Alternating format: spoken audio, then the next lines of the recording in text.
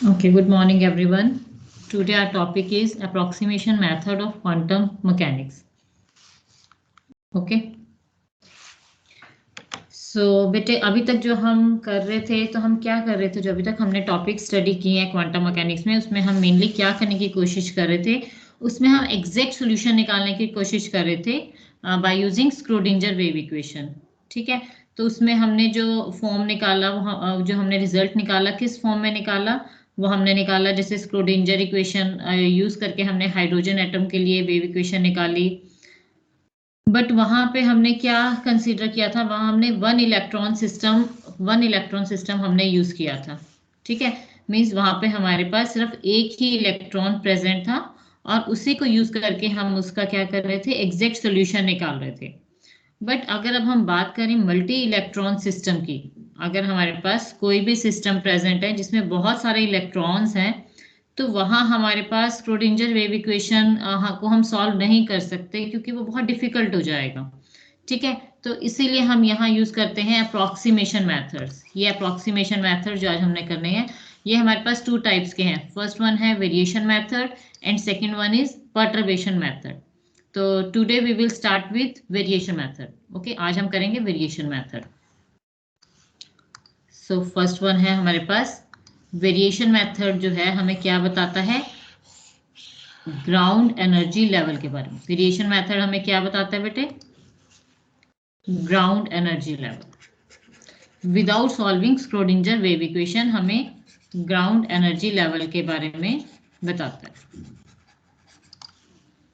ठीक है, हमारे पास क्या स्क्रोडिंजर इक्वेशन आई थी, del square psi plus 8 pi square m upon h square e minus v psi, this is equal to 0।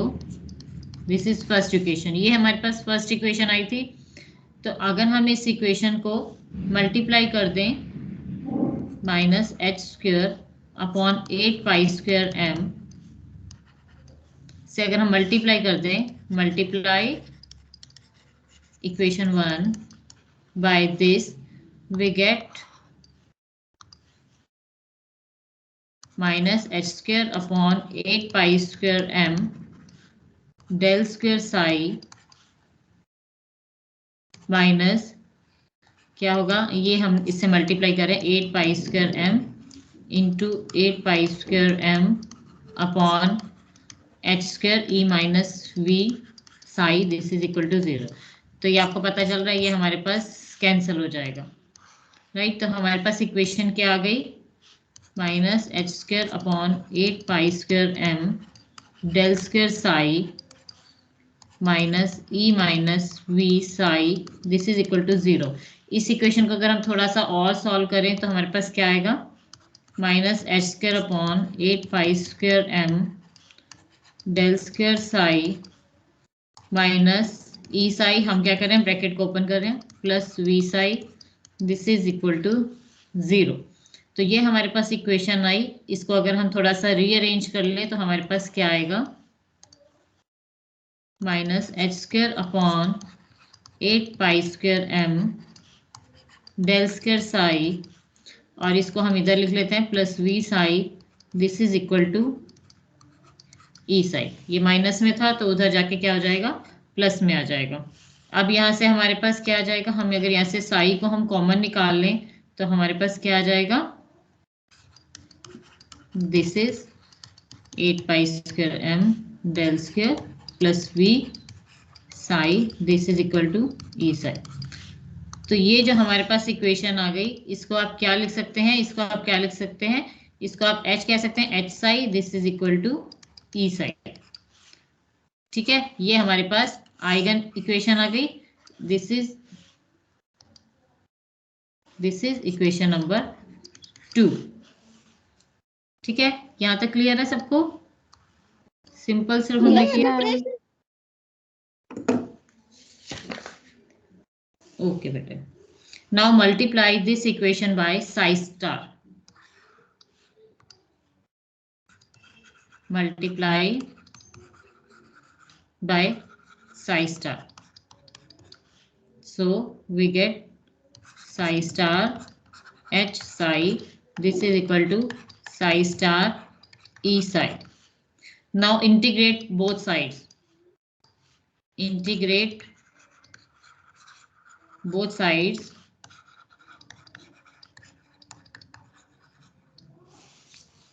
Integrate on both sides. We get psi star H psi d tau. किसी के respect में तो हम integrate करेंगे. So this is we get psi star E psi d tau. ठीक है. अब हमारे पास क्या है, E को हम बाहर ले सकते हैं. आप यहाँ पे ये रिपीट कर लेना. This is equal to E psi star psi d tau. So variation method के अकॉर्डिंग बेटे हम क्या फाइंड आउट करते हैं यहाँ पे, एनर्जी. ठीक है. वेरिएशन मेथड के अकॉर्डिंग हम लोग क्या फाइंड आउट करते हैं, ग्राउंड स्टेट एनर्जी लेवल. सो यहाँ से आपके पास एनर्जी को हम यहाँ से फाइंड आउट कर लेते हैं. ओके. सो हमारे पास एनर्जी की वैल्यू क्या आएगी वो मैं आपको बताती हूँ. So energy is equal to, ये इस इक्वेशन को हम इसके नीचे ले जाते हैं. ये क्या थी हमारे पास इक्वेशन, ये थी.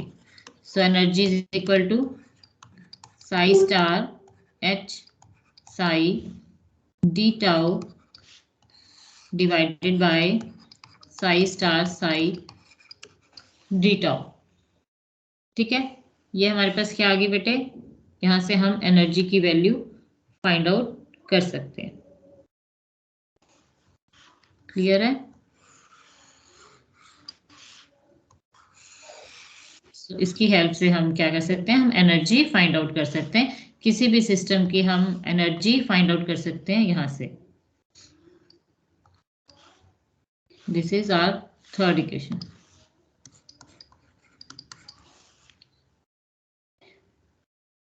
बेटे नॉर्मलाइजेशन की कंडीशन आपको पता है क्या होती है. Normalization you know psi star d tau, this is equal to 1.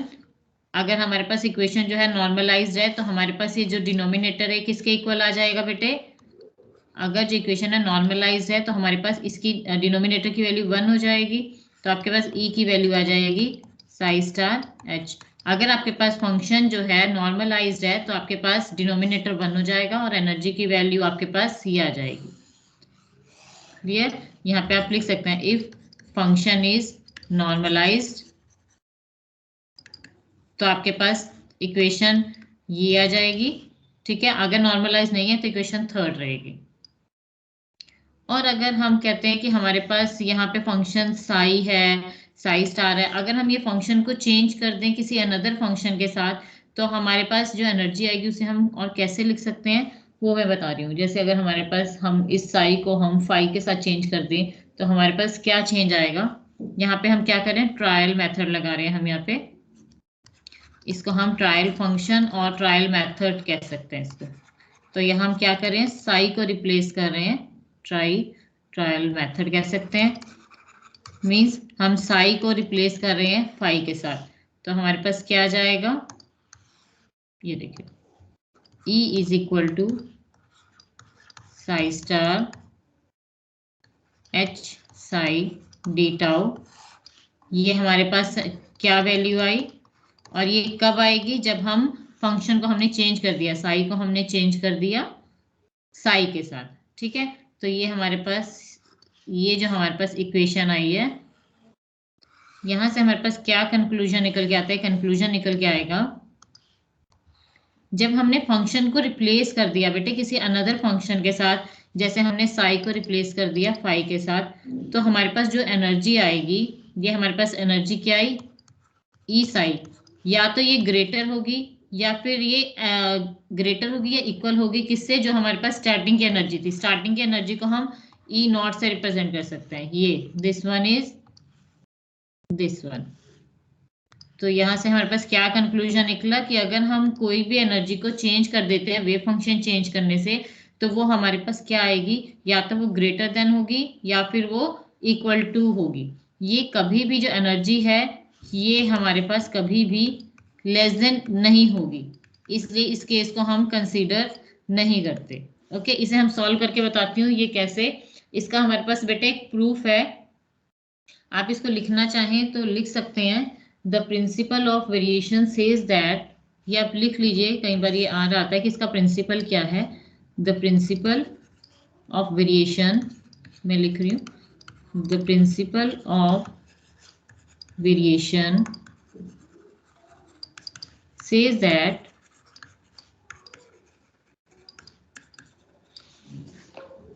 with any trial function, that with any trial function psi of the expectation value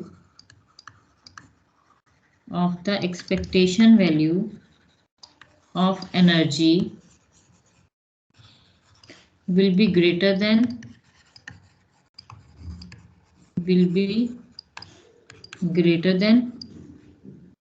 the true value, that is E naught, equal to भी हो सकता है, which is the, और ये E naught क्या है, सबसे lowest value है, विच इज द लोएस्ट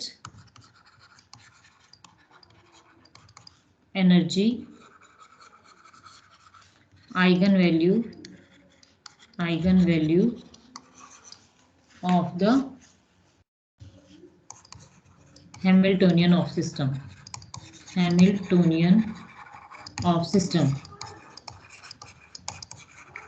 ठीक है। इसका भी हम प्रूफ भी करेंगे, that is E is always greater than equal to E naught। अब आप यहाँ E को आप E साई से, E फाई से या E बार से कैसे भी रिप्रेजेंट कर सकते हैं बेटे। अलग अलग एग्जाम्स में ये क्वेश्चन आ जाता है कि E bar is greater than equal to E naught, proof कीजिए ये, ठीक है, ग्रेटर देन इक्वल टू। अब इसका प्रूफ मैं आपको बताने लगी हूँ।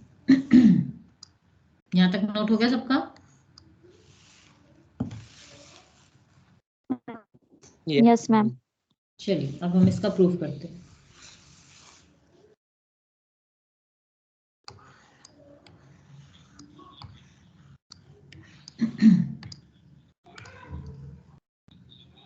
Now proof.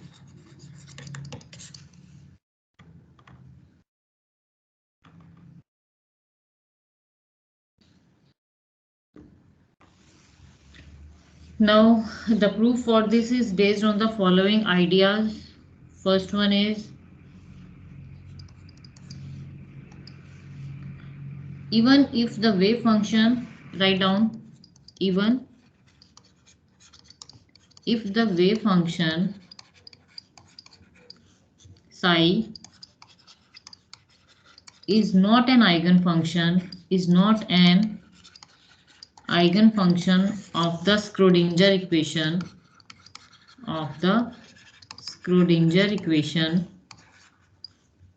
it can be expressed, क्या कहा मैंने, even if the wave function psi, अगर साई जो है आइगन फंक्शन नहीं है किसी भी स्क्रोडिंजर इक्वेशन का, और हम इसको कैसे एक्सप्रेस करते हैं, it can be expressed as a linear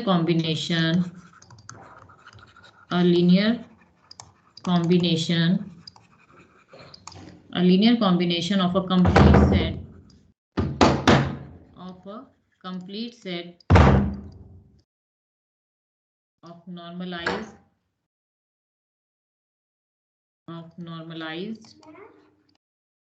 and orthogonal eigenfunction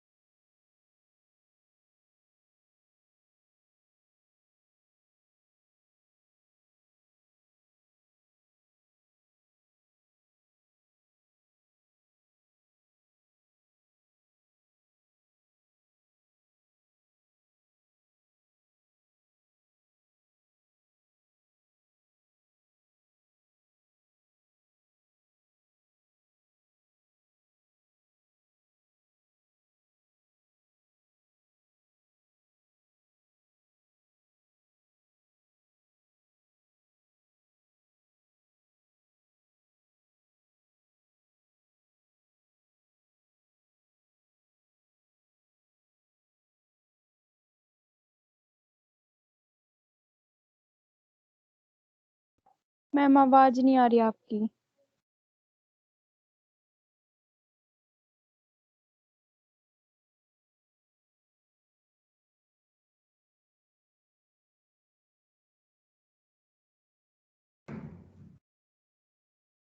हाँ जी, normalized and orthogonal eigenfunction phi 1, phi 2, phi 3 of the same system with eigenvalues को हम किससे रिप्रेजेंट करते हैं? with eigenvalues e1, e2, e3 and so on respectively, and then the wave function we can write it as linear, हमने कहा ना, linear combination of a complete set of normalized and orthogonal function a1 phi 1 plus a2 phi 2 plus a3 phi 3. This is a linear function of this and so on. Equation number next हमारे पास कौन सी थी? 4th number की equation थी, and h psi is equal to h psi, this is equal to e phi. ठीक है, ये हमने मान लिया कि ith फंक्शन तक हमारा है, and the values of coefficient a1 a2 write down, and the values of the coefficients coefficients कौन से हमारे पास? a1 a2 a3 and so on are chosen that, ये हमने ऐसे चूज किए हैं कि जो हमारा फंक्शन है वो नॉर्मलाइज्ड रहे, are so chosen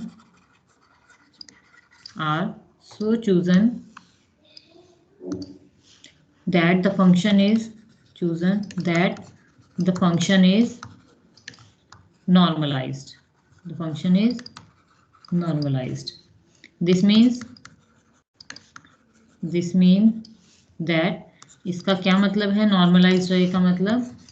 अगर हम इसका स्क्वायर करें d psi d tau, this is equal to a1 phi 1 plus a2 phi 2 plus a3 phi 3 and plus so on, इसका square d tau, this is equal to, अगर normalize है तो इसकी value क्या आएगी बेटे? This is equal to,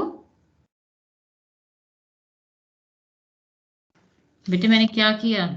1 ma'am 1। इसको मैंने क्या किया, हम इसको साई स्टार कर सकते हैं, तो इसको अगर हमने मल्टीप्लाई किया, so this is Sai square d tau, ठीक है। और यहाँ पे इसको हम a1 phi 1 plus a2 phi 2 इसको हम मल्टीप्लाई करेंगे तो इसका स्क्वायर ही हो जाएगा, एंड नॉर्मलाइज्ड है, that is equal to 1। Okay, since हम बात कर रहे हैं कि जो phi 1 और phi 2 है normalized and orthogonal eigen function of h है, हमने भी ऊपर बात की थी, since phi 1 and phi 2 are normalized and orthogonal eigenfunction of h, ठीक है। अगर ये ऑर्थोगोनल है तो क्या होगा? h psi 1 this is equal to e1 phi 1 and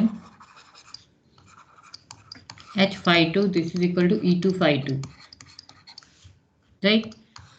Then our phi 1 square d tau this is equal to phi 2 square d tau and this is equal to 1। अगर ये हमारे पास नॉर्मलाइजेशन की इक्वेशन है, और अगर हमारे पास ऑर्थोगोनल है तो क्या होगा?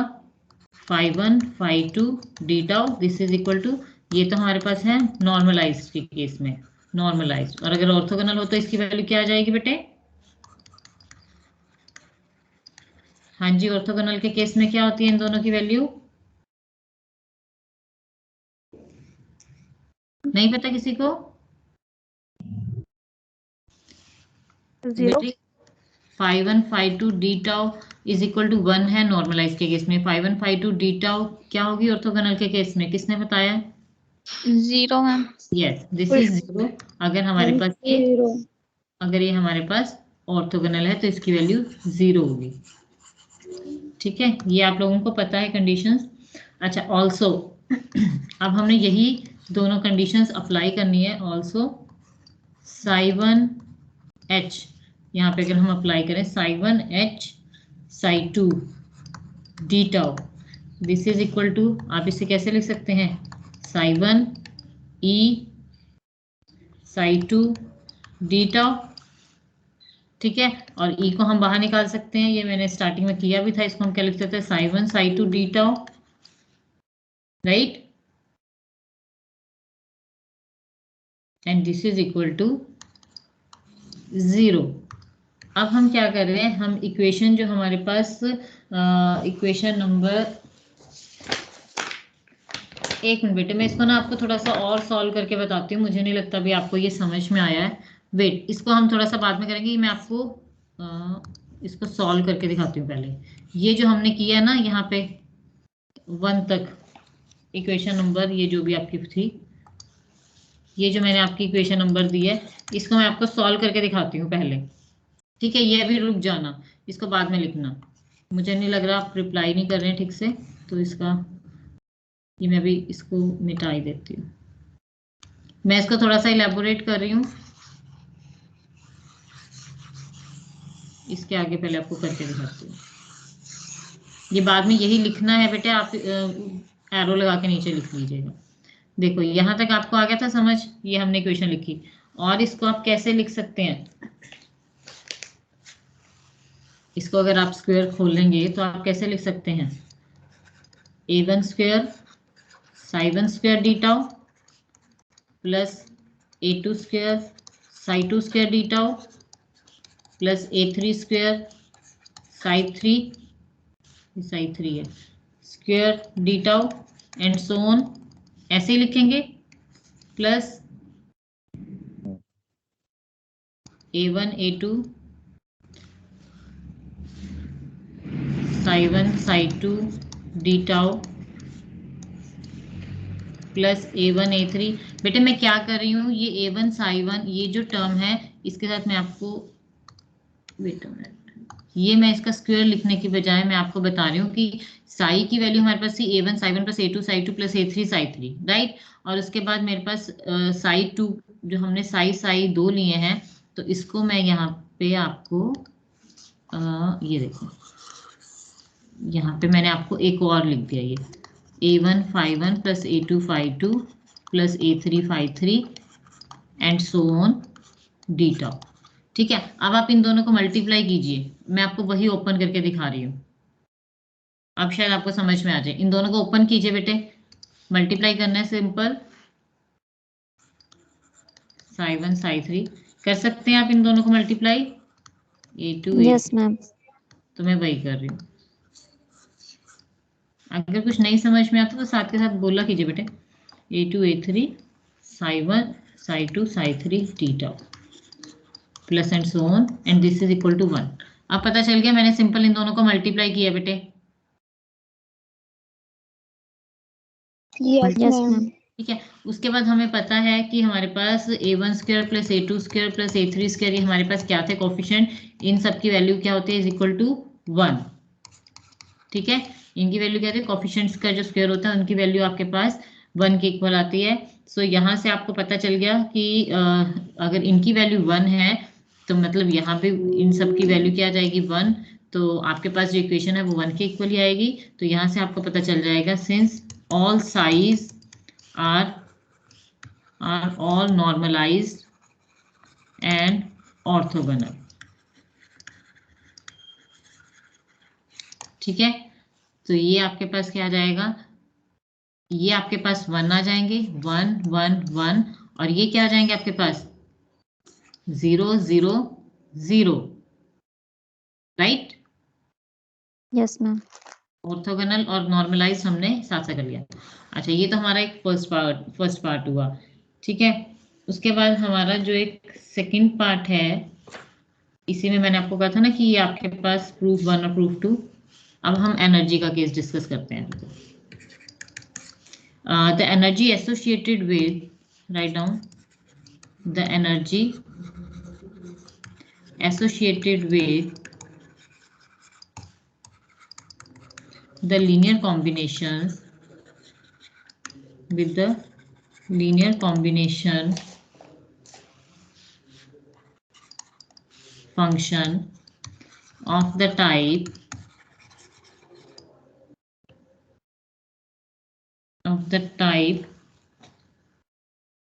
जो हमने ये साई का फंक्शन, वो कौन सी क्वेश्चन थी, psi is equal to A1 psi 1 plus A2 psi 2 क्या था, ये हमने क्वेश्चन नंबर 4 ली थी। दिस इज, हाँ, equation number 4 of the type equation 4 is the weighted average of the energy eigenvalue of the energy eigenvalues of equation 5, that is हम जो E bar is calculated by using the formula। ये formula मैं आपको already बता चुकी हूँ starting में, that is e bar this is equal to psi star h psi d tau divided by psi star d tau. ठीक है, ये आप इसको पोस्टुलेट भी देख सकते हैं, सी पोस्टुलेट नंबर 5 या 7 हमने कुछ किया हुआ है ना, ये सी पोस्टुलेट ऑफ क्वांटम मैकेनिक्स। बेटे हमने Yes, वहां पे ma'am. एनर्जी का ही फॉर्मूला लगाया हुआ है। ठीक है, अब इसका वो जो मैं आपको पहले करवा रही थी ना, मुझे लगा हो जाएगा, बट चलो, जो मैंने अभी आपको पहले करवाया ना, इसी का एक क्वेश्चन करवाया है, वो मैं आपको बताती हूँ। वहां से हम प्रूव कर सकते हैं कि जो ई है वो ग्रेटर देन ई नॉट है। कैसे, इसी का एक एग्जाम्पल है बेटे, देखो। अब हमने सपोज कर लिया जो साई है दिस इज फंक्शन, पहले यहाँ तक आप कर लेना, उसके बाद ये फंक्शन है, इसके बाद देखिए क्वेश्चन है, इसके का एग्जाम्पल, बट ये करना है आपने। सपोज कर लेते हैं हम Sai is function of A1 phi1 plus A2 phi2। ठीक है, A1 A2 are the coefficients, already आपको पता है, इंट्रोड्यूस टू नॉर्मलाइज दिस। और अगर अब हमें ई बार लिखना हो तो हम कैसे लिखेंगे, वही जो हमने किया A1 phi1। अभी तक हम सोन करके चल रहे थे ना बेटे, अब हमने इसको थोड़ा सा इजी करने के लिए हम दो ही लेके चल रहे हैं फंक्शन, A1 phi1 और A2 phi2। ठीक है, 2 इलेक्ट्रॉन्स लेके चल रहे हैं, A1 phi1 plus A2 phi2, बीच में आपके पास H, again A1 phi1 plus A2 phi2 D tau. Okay, divided by क्या है, इन दोनों का A1 phi1 plus A2 phi2 का स्क्वायर लिख सकती हूँ मैं, क्योंकि जो हमारे पास फाई है वो रियल है, phi is real, phi real है, इसलिए हम इसको ऐसे लिख रहे हैं। अगर फाई रियल ना होता, कॉन्जुगेट होता, तो हम इसका स्क्वायर नहीं कर सकते थे। यहाँ तक क्लियर है क्वेश्चन? Yes, ma'am. चलो अब हम इसको करते हैं। Okay, this is equal to, कीजिए इसको हम पहले मल्टीप्लाई करते हैं, तो हमारे पास क्या आया, A1 स्क्वायर phi1 H बार phi1 डी टाउ। बेटे आप खुद भी सॉल्व कर सकते हैं, अगर कहीं मिस्टेक लगती है तो आप देखिए, plus A1 A2 phi1 H बार phi2 डी टाउ, प्लस क्या आएगा next term, A2 A1 phi2 H बार phi1 D tau. Right, clear है यहाँ तक? और यहाँ पे हम इसका स्क्वायर खोल सकते हैं, A1 square phi1 square d tau plus A2 square phi2 square d tau plus 2A1 A2 phi1 phi2 D tau. यहाँ तक क्लियर है? मैंने सिंपल स्क्वायर खोला है, Yes, ma'am. सबको क्लियर है? वो जो मैंने पहले करवाया था ना, वो मैंने यहाँ, क्योंकि हम स्टार्ट हमने A1 A2 से किया था, तो मैंने यहीं पे करवा दिया था, जबकि ये हम नेक्स्ट एग्जांपल लेके कर सकते हैं। जो हमने लिखे ना, since phi1 and phi2 are the normalized and orthogonal eigen function of H। बेटे वो जो मैंने आपको पहले पैराग्राफ लिखवाया है, इसके बाद आप वो लिख सकते हैं, मैं दोबारा लिख रही हूँ अगर आप दोबारा लिखना चाहते हैं, क्योंकि पहले यहाँ पे मैंने 2 इलेक्ट्रॉन्स लेके उसका आपको करवा रही हूँ सॉल्यूशन। ठीक है, वो हमारे पास एंड सोन करके था, बट वहां पे आपको इतने अच्छे से समझ में नहीं आ रहा था, तब हम दोबारा लिखते हैं, since phi1 and phi2 are normalized and orthogonal, normalized and orthogonal eigen functions of H, eigen values, sorry eigen functions of H, तो आप क्या लिख सकते हैं यहाँ पे, जो आपके पास, आपको पता है कि H bar H cap phi1 this is equal to E1 phi1 होता है, and H cap psi2 is equal to आपके पास E2 phi2 होता है, ठीक है। और वो हम पहले ये वाली भी इक्वेशन लिख चुके हैं कि phi1 square d tau this is equal to phi2 square d tau. अगर ये इक्वल टू 1 है तो ये आपके पास क्या है, नॉर्मलाइज्ड है। ये हम सब ऊपर ये जो हमने इक्वेशन ये वाली लिखी है इसमें हम यूज करेंगे। और phi1 phi2 डी टाउ है दिस इज इक्वल टू, अगर आपके पास 0 है तो दैट मीन्स ये ऑर्थोगोनल को शो करता है, राइट।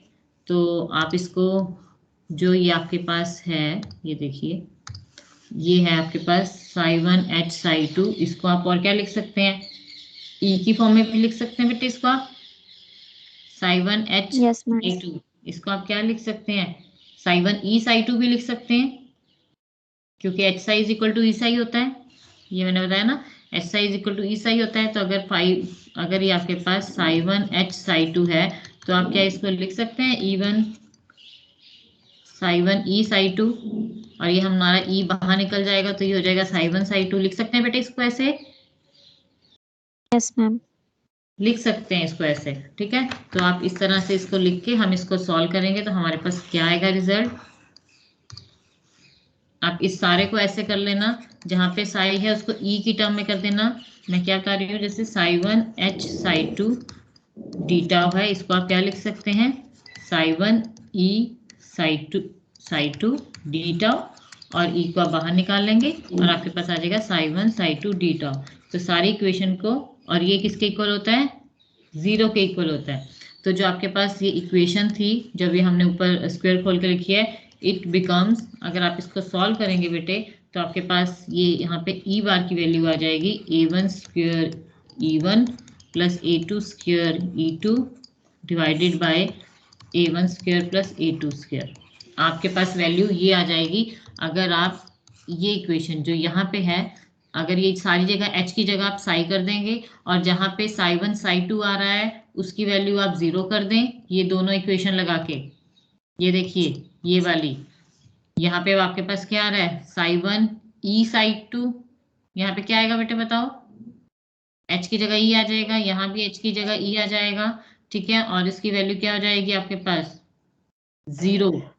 और ये नीचे आपके पास जो स्क्वायर वाला है, यहाँ पे ये नॉर्मलाइज है तो इसकी वैल्यू क्या आ जाएगी, 1, ठीक है। तो यहाँ पे आपके पास ये टर्म बचेगी, ये टर्म बचेगी, और यहाँ पे तो आपके पास psi1 psi2 है, दैट मीन्स ऑर्थोगोनल, इसकी वैल्यू 0 हो जाएगी, इसलिए ये टर्म पूरी की पूरी 0 हो जाएगी। तो आपके पास लास्ट में बचेगा क्या, आपके पास लास्ट में नीचे वाली टर्म में a1 square plus a2 square, ऊपर वाली टर्म में a1 square E1 plus a2 square E2, ये बचेगा। और हमने पढ़ा था कि कोफिशिएंट्स का जो स्क्वायर होता है उसकी वैल्यू क्या होती है, a1 square plus a2 square plus a3 square, पढ़ा था ना, this is equal to 1। Yes, ma'am. तो आपका डिनोमिनेटर ये आपके पास 1 हो जाएगा, और आपके पास ई बाकी की वैल्यू क्या बचेगी, a1 square E1 plus a2 square E2, ठीक है। This is equation number 10। आप इक्वेशन नंबर्स डाल लेना बेटे अपने अकॉर्डिंग। तो आपके पास ई बार की वैल्यू ये आ गई, ठीक है। अब हम देखते हैं कि हमने क्या कहा था, if E not be the lowest energy, if E not be the lowest energy then it is easy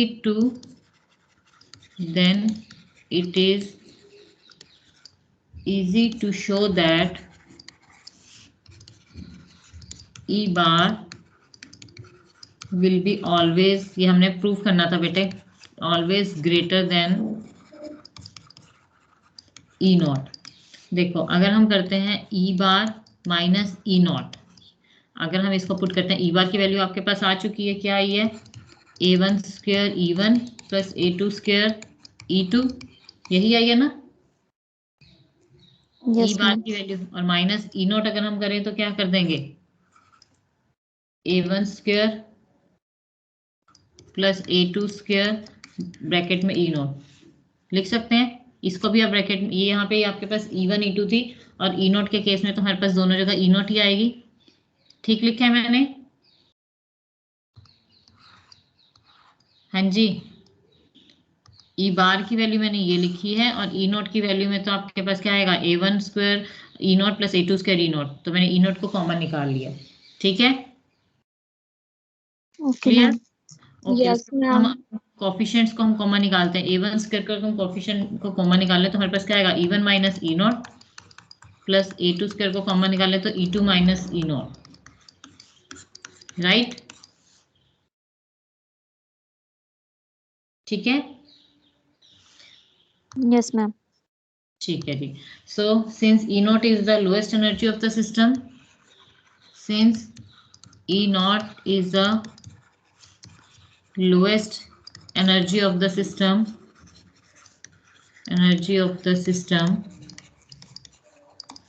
so यहां से आप कह सकते हैं E1 is greater than E not and E2 is greater than E not, क्योंकि जो E not है वो सबसे कम छोटी सबसे नीचे वाली एनर्जी होती है, लोएस्ट एनर्जी होती है सिस्टम की। सो E1 इज ग्रेटर देन, क्योंकि E1 में से माइनस हो रही है E नॉट, तो ऑब्वियस है ना कि E1 is greater than E naught होगी और E2 is greater than E naught होगी, क्योंकि because A1 square and A2 square are always positive, क्योंकि ये हमेशा पॉजिटिव रहेगा, क्योंकि इनका सम तो जो क्या होता है 1 के इक्वल होता है, इज ऑलवेज पॉजिटिव। ठीक है, हेंस अगर A1 स्क्वायर और A2 स्क्वायर हमेशा पॉजिटिव है तो आपके पास जो E bar minus E not है ये भी हमेशा पॉजिटिव होगा, इज ऑलवेज पॉजिटिव। अगर ये ऑलवेज पॉजिटिव है तो आपके पास जो E बार होगा this is greater than E naught, और ई बार जो है वो कभी कभी E bar could almost be equal to E naught के इक्वल भी हो सकता है। इन दैट केस जो न्यूमरेटर है वो आपके पास जो है वो वेनिश हो जाएगा। ठीक है, ई नॉट कुड ऑलमोस्ट भी इक्वल टू ई नॉट, ई बार कभी ई नॉट के इक्वल भी हो सकता है, इसीलिए हम इसको E bar is greater than equal to E naught कह देते हैं। ठीक है बेटे, Yes, ma'am. अगर इक्वल हो गया ई बार जो है ई नॉट के तो आपका जो न्यूमरेटर है वो फिनिश हो जाएगा, राइट। ये जो ऊपर वाली टर्म थी, डिनोमिनेटर नीचे होता है न्यूमरेटर ऊपर होता है, तो आपकी जो ऊपर वाली टर्म थी ये आपके पास वेनिश हो जाएगी, फिनिश हो जाएगी, जीरो के इक्वल हो जाएगी ये वाली टर्म, अगर हमारे पास ई बार जो है वो ई नॉट के इक्वल हो जाता है तो। So this is your variation method. I think आप लोगों को समझ आ गया होगा। Yes, ma'am.